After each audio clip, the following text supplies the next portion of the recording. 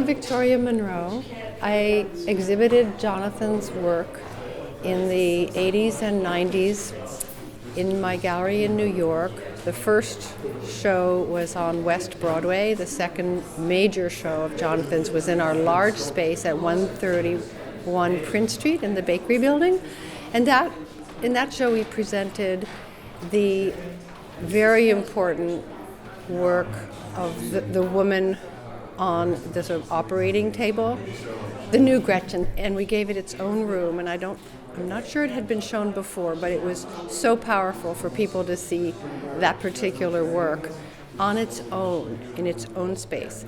And then in our other spaces, we showed many of the heads the way Jonathan wanted them displayed, which was on an enormous table that had rose petals all over the table, and each of the white plaster busts that looked like they were, Roman and Greek heads were all together on a kind of an ocean of rose petals. That was his vision, and he was very happy with it.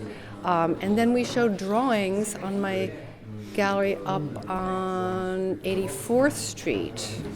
And some of these drawings were in that exhibition, and some of the bronze figures.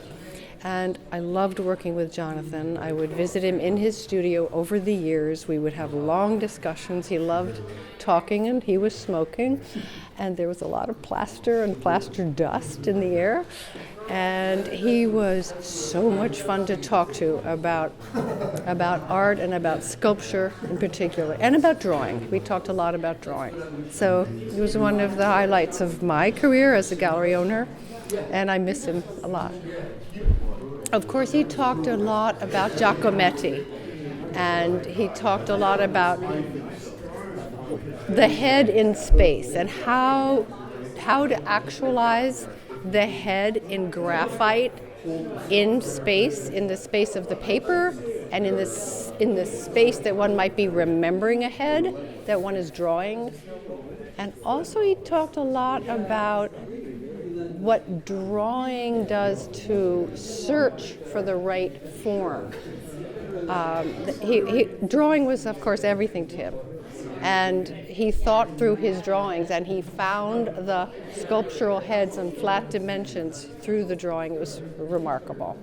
We talked a lot about plaster, and seeing in the studio, seeing all of these sort of half-finished figures that were like ligaments, muscles that he was studying that were in plaster, just hanging. Anyway, it was a remarkable place to be.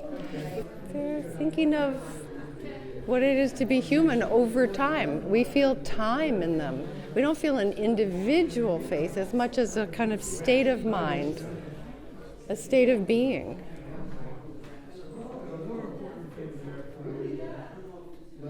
And they are timeless to look at.